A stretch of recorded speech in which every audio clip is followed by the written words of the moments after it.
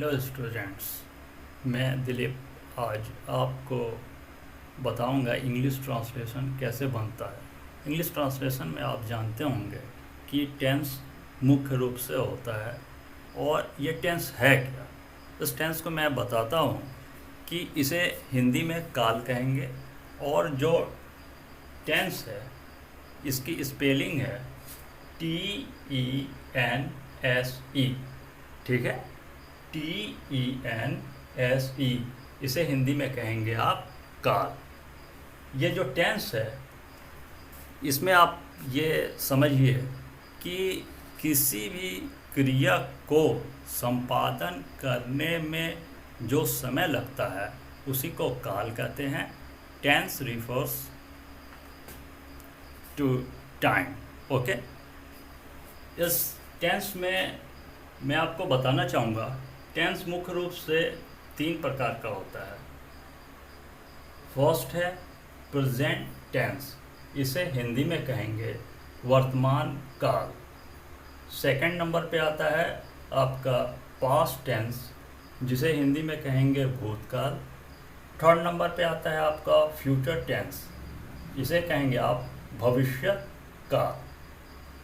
Tense मुख्य रूप से जैसा कि मैंने आपको बताया 3 प्रकार का होता है, प्रेजेंट टेंस, पास्ट टेंस और फ्यूचर टेंस, जिसे हिंदी में आप कहेंगे वर्तमान काल, भूतकाल और भविष्य काल। मैंने अभी कुछ देर पहले आपको बताया है कि किसी भी क्रिया को संपादन करने में जो समय लगता है उसे काल कहते हैं। और इसी को इंग्लिश में कहेंगे आप कि टेंस रिफर्स टू टाइम। इस टेंस में मैं आपको बताऊंगा कि प्रेजेंट टेंस, पास्ट टेंस और फ्यूचर टेंस, इसके भी चार उपभेद होते हैं, जिसे मैं आपको आगे बताऊंगा। अभी तक मैंने आपको बताया कि टेंस 3 प्रकार के होते हैं और ये तीनों टेंस जो हैं उनमें प्रत्येक के चार भेद होते हैं। आइए देखते हैं। टेंस के जो हैं उपभेद, वो सभी टेंस के चार उपभेद होते हैं, ठीक है। इसमें पहला आता है आपका इंडिफिनिट टेंस में, अब इसको इंडिफिनिट को आप सिंपल भी कह सकते हैं। सेकंड पर है इम्परफेक्ट, जिसे आप कंटिन्यूअस भी कह सकते हैं, और इसी को आप प्रोग्रेसिव भी कह सकते हैं। थर्ड नंबर पे आता है परफेक्ट, जिसे आप नॉन प्रोग्रेसिव भी कह सकते हैं। फोर्थ नंबर पे आता है आपका परफेक्ट कंटिन्यूअस।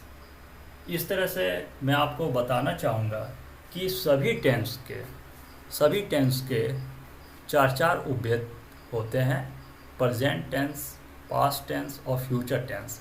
इन तीनों टेंस के चार उपभेद होते हैं, जिसमें अभी मैंने आपको बताया है। पहला उपभेद है इंडिफिनिट, जिसे आप सिंपल भी कह सकते हैं। सेकंड नंबर पे है इम्परफेक्ट, जिसे आप कंटिन्यूअस भी कह सकते हैं, और इसी को आप प्रोग्रेसिव भी कह सकते हैं। तीसरा उपभेद है परफेक्ट, जिसे आप नॉन प्रोग्रेसिव भी कह सकते हैं।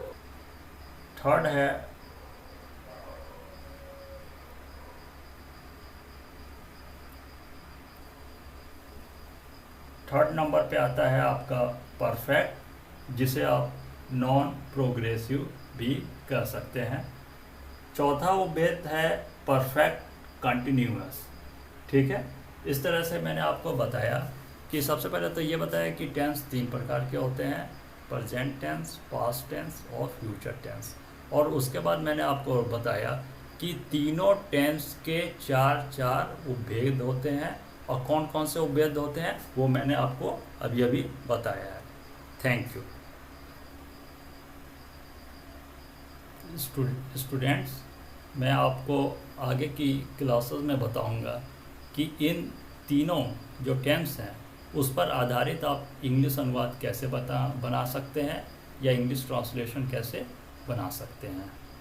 और इस पर आधारित मैं आपको कई तरह का एग्जाम्पल भी दूंगा और अच्छी तरह से ये समझाने का प्रयास करूँगा